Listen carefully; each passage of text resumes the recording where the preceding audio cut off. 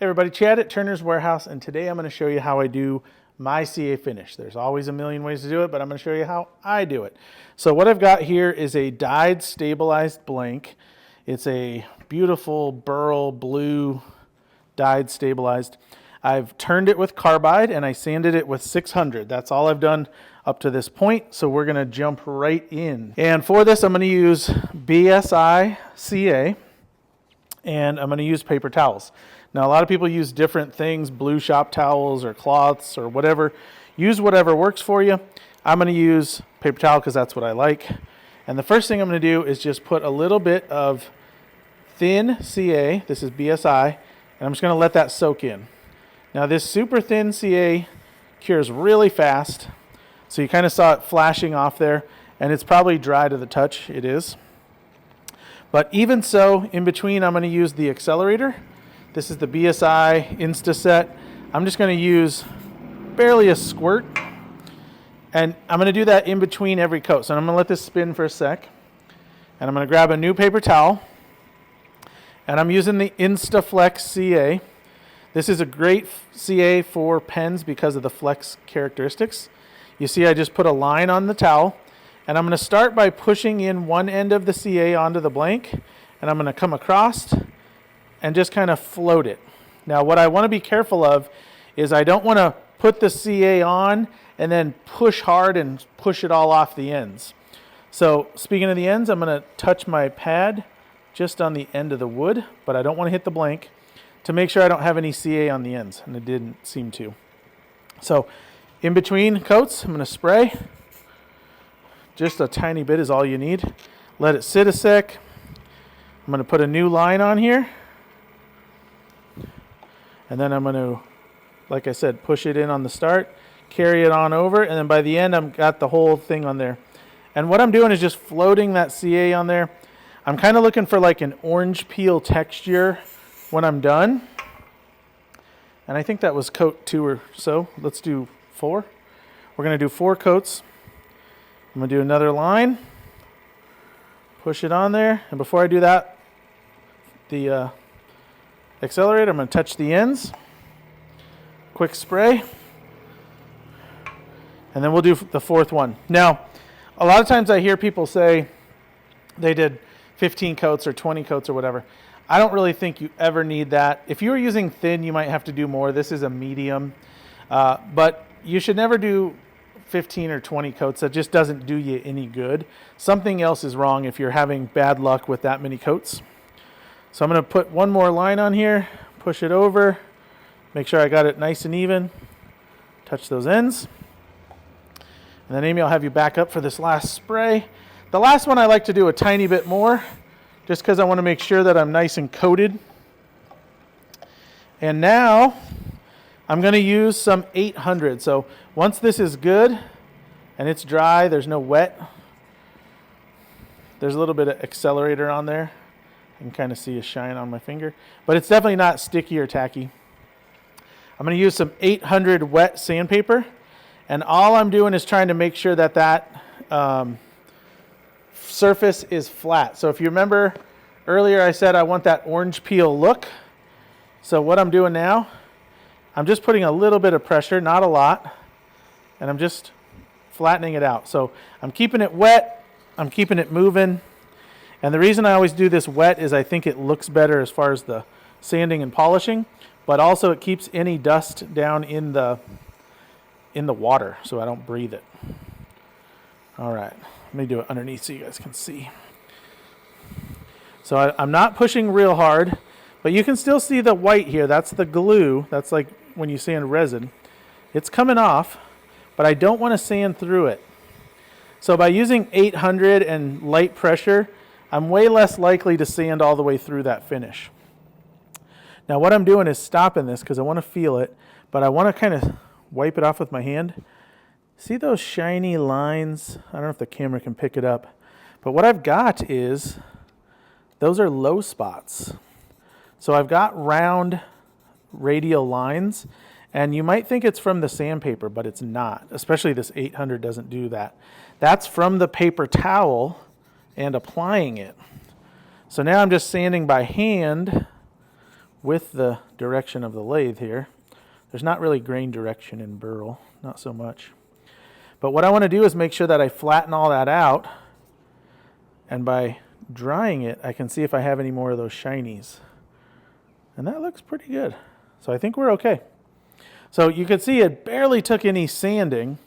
I didn't have to run the lathe very much, and I'm running about 750 to 850. But if I had to, I could keep sanding, or if I had one spot or one little line that I saw, I could keep sanding. And by hand sanding or sanding really slow, you're not risking taking off all that material like you do when you're running the lathe full speed. So now I'm going to use some Zona paper. If you guys have watched any of my videos before, you know I like Zona paper. The first grit is like 600-ish, and so I got to be careful with the first couple. I don't want to take a lot of material off. So I'm going to come on here, and I'm going to use this, and I'm applying even pressure, but not crazy pressure, and I just want to flatten it out, and I'm just making sure that my piece feels good. Oh, and I don't have anything here, and that looks pretty good. All right, so I'm going to move on to the black, and there's 6 grits, so you want to just work through the colors. And the first couple I'm going to be real light with, and then the last few I'm going to be a little longer and heavier, and that's how I'm going to get my really nice shine. So I'm sanding with this, but I'm being real gentle. And I can feel with my fingers, it is feeling really smooth, so it's going well already. Try to sand underneath for everyone. You can already start to see the shine through the water. And if that doesn't make any sense, sometimes water will make it look shiny, but once it starts to shine on its own, it looks different than just shiny with the water. And I can already see the underneath is starting to look real good. All right, so we're moving through these pretty fast. These will take just an extra second on. But this stuff is great for resin blanks or any other kind of resin hybrids, CA finish. I don't use Zona on just wood alone, but any stabilized wood I will, and it looks really good. All right, this is going to be a beauty. So I'm on the last 2 grits here, and I don't know what the second to last is, but the last grit is equivalent to like 22,000 sandpaper. So I mean, we're really polishing this off nice. And I'm keeping it wet. It keeps it cool. It keeps it smooth, keeps the dust off, all kinds of stuff.